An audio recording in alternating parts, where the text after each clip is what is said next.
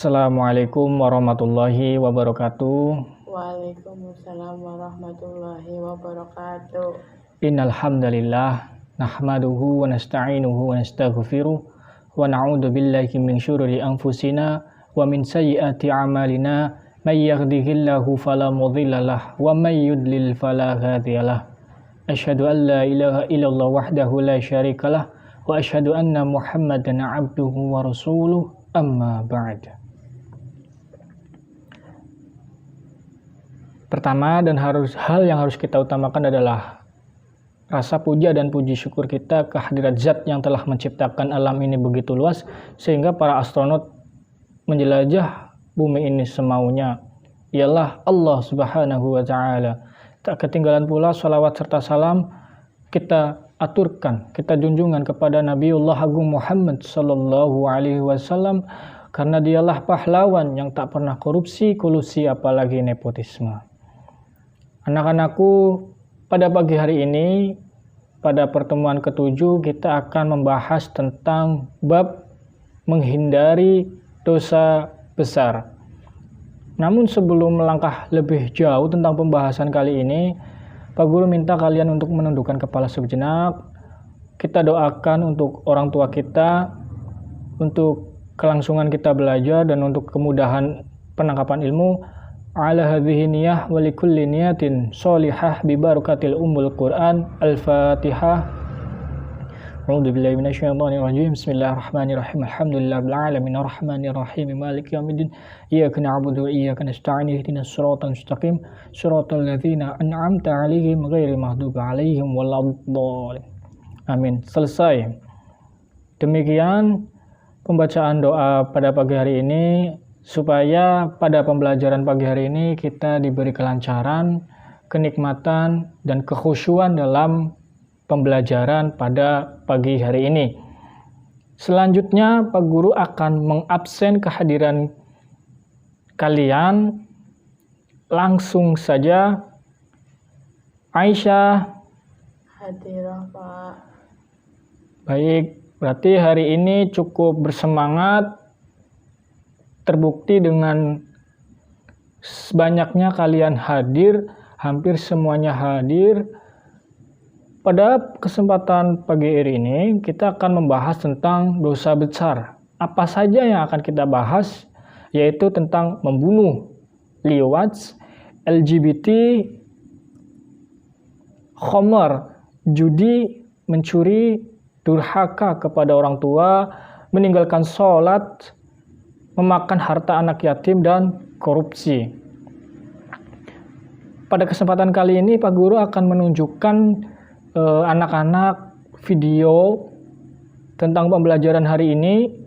Kita simak bersama-sama. Setelah penyimakan, nanti Pak Guru ada tugas untuk kalian. Langsung saja pembelajaran secara ringkas akan dimulai saat ini dengan melihat video sebagai berikut. Pembahasan yang pertama adalah tentang pembunuhan. Pembunuhan adalah salah satu kejahatan tingkat tinggi, perbuatan keji yang dilarang oleh agama. Bagaimana dari pembunuhan ini akan mengakibatkan dendam kesumat berkepanjangan antara keluarga terbunuh atau pembunuh. Di dalam Islam jelas dilarang. Bismillahirrahmanirrahim. Wala taqtulu an-nafsallati haramallahu illa bilhaq. Dan janganlah kamu membunuh jiwa yang diharamkan Allah membunuhnya, melainkan dengan sesuatu sebab yang benar. Quran Surat Al-Isra ayat 33. Bahkan Islam dalam ayat ini mengajarkan bahwa untuk melindungi setiap nyawa, karena menghilangkan satu nyawa sama saja menghilangkan seluruh nyawa.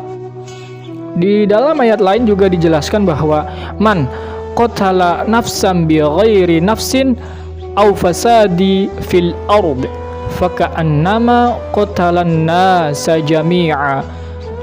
Barang siapa yang membunuh seorang manusia bukan karena orang itu membunuh orang lain atau bukan karena membuat kerusakan di muka bumi, maka seakan-akan dia telah membunuh manusia seluruhnya.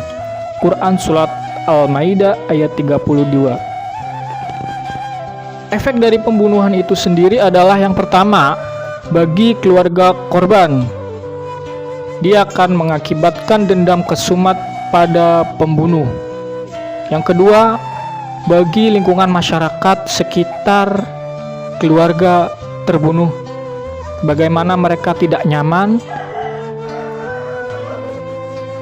bagaimana mereka menjadi trauma akibat perbuatan tersebut.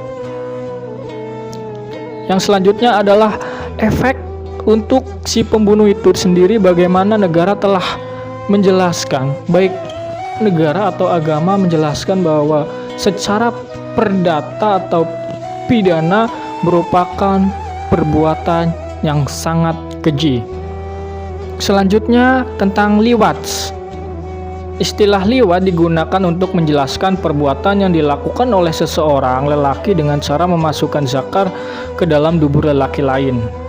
Al-Mawardi mengatakan bahwa liwat adalah persetubuhan antara lelaki dengan lelaki. Istilah yang paling mendekati dengan pengertian liwat dalam bahasa Inggris adalah homosexuality atau sodomi. Dalam bahasa Indonesianya bisa diterjemahkan dengan arti homoseksual. Liwat adalah suatu penamaan yang dinisbatkan kepada kaumnya Nabi Lut alaihi salam, karena yang pertama kali melakukan perbuatan ini adalah umatnya Nabi Lut. Allah Subhanahu wa taala berfirman dalam surat Al-A'raf ayat 81 yang berbunyi, innakum lata'tunar rijal syahratan min dunin nisa bal antum qaumum musrifun. Sesungguhnya kamu mendatangi lelaki untuk melepaskan nafsumu kepada mereka, bukan kepada wanita, malah kamu ini adalah kaum yang melampaui batas. Bahwa jelas perbuatan liwat lebih berdosa dibandingkan dengan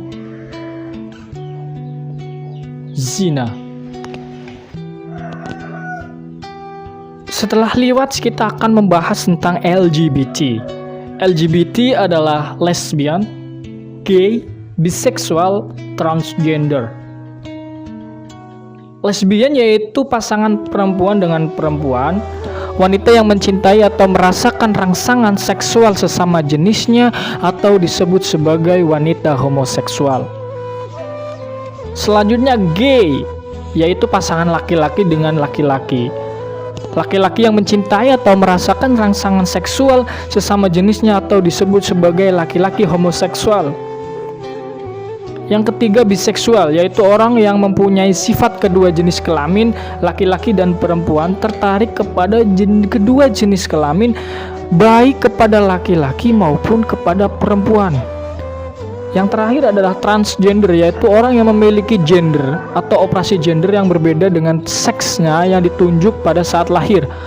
Orang yang transgender kadang-kadang disebut transseksual jika ia menghendaki bantuan medis untuk merubah alat kelaminnya atau berubah menjadi laki-laki yang awalnya perempuan dengan menyalahi kodrat Allah. Itulah mengapa bahwa LGBT sangat diharamkan oleh Islam karena melampaui batas, memiliki dampak buruk negatif yang sangat tinggi dan tidak memiliki dampak positif yang bermanfaat bagi kita. Pembahasan selanjutnya adalah membahas tentang khamr atau minum-minuman yang dapat memabukkan yang jelas dilarang oleh agama. Kenapa minuman khamr itu dilarang? Karena memiliki banyak perilaku negatif yang muncul akibat perbuatan meminum khamr. Lalu bagaimana cara kita menghindarinya? Yang pertama, meningkatkan ketaatan dengan ibadah dan amal soleh. Di dalam Al-Quran dijelaskan bahwa inna sholata tanha anil fahsya'i wal munkar, bahwa sholat dapat mencegah dari perbuatan keji dan mungkar. Selanjutnya, meyakini bahwa mengkonsumsi miras dalam segala bentuknya adalah perbuatan keji dan diancam masuk neraka. Selanjutnya menyadari dengan sepenuh hati bahwa mengkonsumsi minuman keras itu tidak ada gunanya, bahkan akan merusak masa depan. Yang keempat, meningkatkan kualitas akhlak. Rasulullah Shallallahu Alaihi Wasallam pernah bersabda dalam hadis qudsinya mengatakan bahwa innama bu'ithtu li'utammima makarimal akhlak, bahwa aku, kata Muhammad, diutus Allah untuk menyempurnakan akhlak. Yang selanjutnya meningkatkan wawasan keilmuan dan kreativitasan diri. Yang terakhir adalah menghindarkan diri dari lingkungan yang tidak baik. Jika kamu adalah air yang bersih, maka hindarkan dari tanah yang keruh, karena itu akan mengakibatkan air yang kotor. Lalu bagaimana hikmah dari perilaku minum khamr ini? Adalah masyarakat terhindar dari kejahatan yang dilakukan seseorang yang diakibatkan pengaruh minuman alkohol. Itulah mengapa khamr adalah salah satu perbuatan dosa besar yang dilarang oleh agama Islam. Selanjutnya kita akan membahas tentang judi. Judi dalam pengertian ensiklopedia berarti bahwa segala sesuatu permainan yang mempertaruhkan uang dan mendapatkan uang, atau dalam istilah bahasa Arabnya yaitu al-maisir, atau segala sesuatu bentuk permainan yang di dalamnya mengandung unsur taruhan uang. Kenapa bentuk perilaku judi itu tidak boleh atau dilarang oleh agama? Kenapa? Karena dampak negatif perilaku judi yaitu yang pertama, judi adalah perbuatan rijis yang berarti kotoran manusia, bau busuk dan menjijikan. Judi adalah perbuatan syaitan, merusak ukhuwah, menimbulkan permusuhan dan kebencian, menghilangkan semangat untuk bekerja, melupakan zikrullah dan sholat, karena orang yang judi akan selalu merasa tidak puas terhadap apa yang diperolehnya. Andai pun memang, maka dia akan senantiasa merasa belum cukup dengan hasil judinya, apalagi yang kalah. Kata Bang Roma Irama bahwa judi itu haram, atau dalam Islam memang haram. Selanjutnya pembahasan tentang menghindari perilaku mencuri, bahwa perilaku mencuri adalah perbuatan yang termasuk dosa besar, karena yang pertama, kita mengambil hak milik orang lain. Yang kedua, membuat hati pemilik barang orang lain menjadi sedih. Yang ketiga, kita berbuat tidak baik. Lalu bagaimana kita menghindari hal-hal yang demikian? Yang pertama, perlu kita ketahui bahwa perlunya kita mensyukuri atas semua nikmat yang Allah berikan. Hal ini akan mengakibatkan kita tidak bisa mencuri hak milik orang lain. Yang kedua, menghormati milik orang lain atau hak milik orang lain, agar apa yang mereka miliki pun sudah Allah berikan kepada kita. Selanjutnya adalah meningkatkan etos kerja. Semakin kita giat bekerja, kita akan melupakan hal-hal negatif yang lainnya.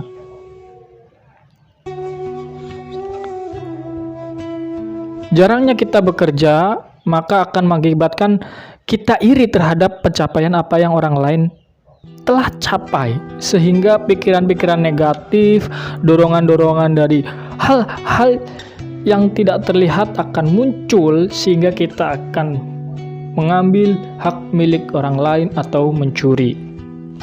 Selanjutnya kita akan membahas tentang durhaka kepada orang tua. Ketika seseorang memilih berdurhaka kepada orang tua, maka secara bersamaan Allah akan menutup pintu surga baginya. Kenapa bisa demikian? Di dalam Al-Quran dijelaskan bahwa ridallahu birido walidain. Ridhonya Allah itu tergantung ridhonya orang tua. Ketika orang tua kita tidak ridho, maka secara otomatis Allah tidak meridhoi kita. Perlunya kita berbakti kepada orang tua. Jangan mengucapkan atau semacamnya, atau membentak, atau bersuara keras kepada orang tua, sebagaimana Allah berfirman yang berbunyi fala taqul lahuma uffi wala tanhar huma wa qul lahuma qaulun karima. Janganlah kamu mengatakan kepada orang tua atau semacamnya. Lalu janganlah bermuka masam dan cemberut kepada orang tua. Mencela orang tua, baik secara langsung maupun tidak langsung. Memandang sinis kepada orang tua, malu menyambut mereka sebagai orang tua, memberatkan orang tua dengan banyak permintaan. Bagi laki-laki yang sudah menikah, lebih mementingkan istri daripada orang tua, menelantarkan orang tua ketika masa tua atau saat membutuhkan anaknya adalah hal-hal yang termasuk dalam kategori bentuk perbuatan durhaka kepada orang tua. Rawat orang tua, sayangi orang tua, sehingga engkau akan mendapatkan surga seperti apa yang sudah dijelaskan Allah melalui sahabat Wa'is Al-Qurni. Begitu luar biasanya sahabat ini berbakti kepada orang tua. Sahabat Emma Samsul, semoga kita adalah salah satu anak yang berbakti kepada orang tua, sehingga kita bisa mendapatkan ridallahu birido walidain. Ridhonya Allah sesungguhnya memang benar-benar di bawah ridhonya orang tua. Maka kita sebagai anak sebisa mungkin berbakti kepada orang tua. Ketika orang tua susah, kita bantu. Ketika orang tua mengalami masalah, kita bantu. Ketika kita sukses, kita lupakan orang tua. Padahal orang tualah yang mati-matian mendoakan kita sebagai anaknya. Demi Allah, orang tua lebih rela kehilangan nyawanya dibanding dengan nyawanya, dibanding dengan anaknya. Itulah kehebatan orang tua. Dia lebih rela kehilangan nyawanya daripada kehilangan kebahagiaan anaknya. Demi Allah, itu sudah terjadi. Sahabat Emma Samsul, semoga kita benar-benar berbakti kepada orang tua. Sahabat Emma Samsul yang semoga selalu berbahagia. Selanjutnya kita akan membahas tentang sholat. Sholat adalah hal wajib yang harus dilakukan oleh umat manusia. Sholat adalah kendaraannya kita untuk menghubungkan kita kepada Sang Pencipta Al-Khaliq.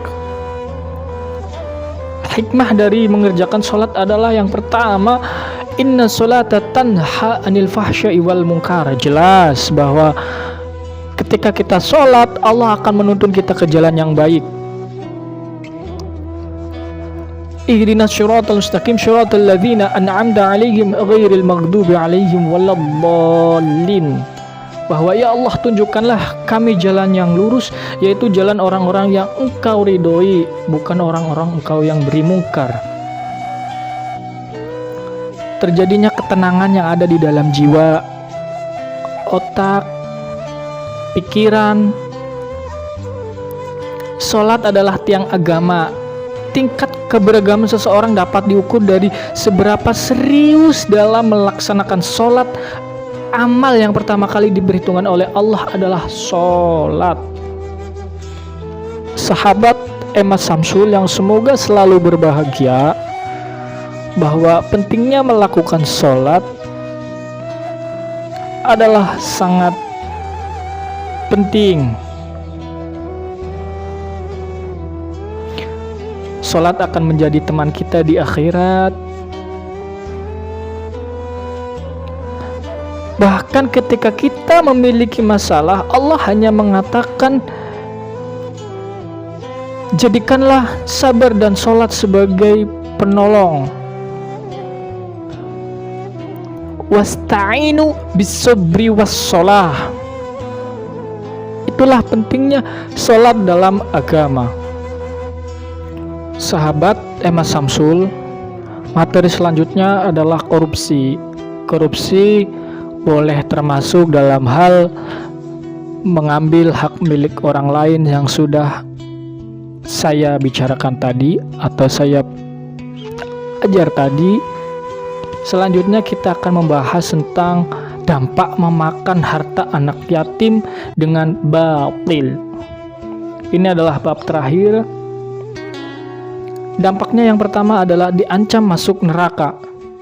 Innalladzina ya'kulunni amwalu yatamma zulman innama ya'kuluna fil butunihim nara wa sayaslawna sa'ira.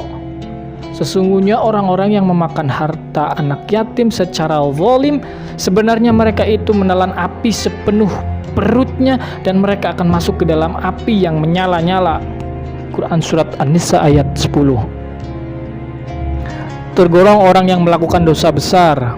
Memakan harta anak yatim secara zalim merupakan salah satu perbuatan yang dikategorikan dosa besar yang ancamannya dosanya disamakan dosa syirik, sihir, membunuh, memakan riba, berpaling dari perang yang berkecamuk, menuduh zina.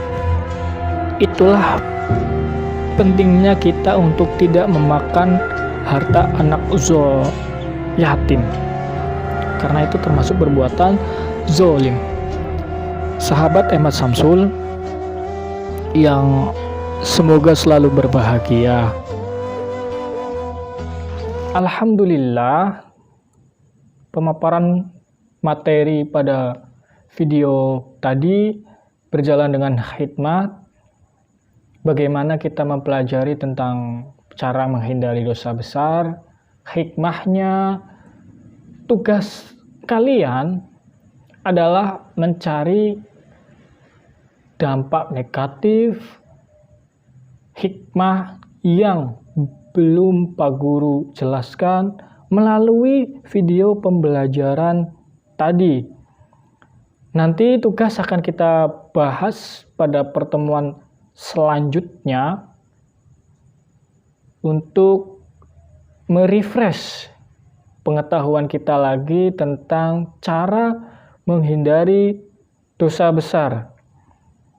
Mengenai tugas, nanti dikumpulkan ke ketua kelas, Aisyah. Cukup segini saja pembelajaran pada pagi hari ini.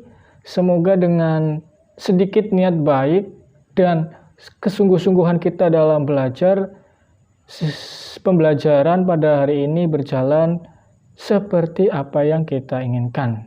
Innamal a'malu binniyah. Segala sesuatu tergantung apa yang kita niatkan. Oke, cukup itu saja. Ihdinas syiratal mustaqim. Hasbunallah summa salam. Assalamualaikum warahmatullahi wabarakatuh. Waalaikumsalam warahmatullahi wabarakatuh.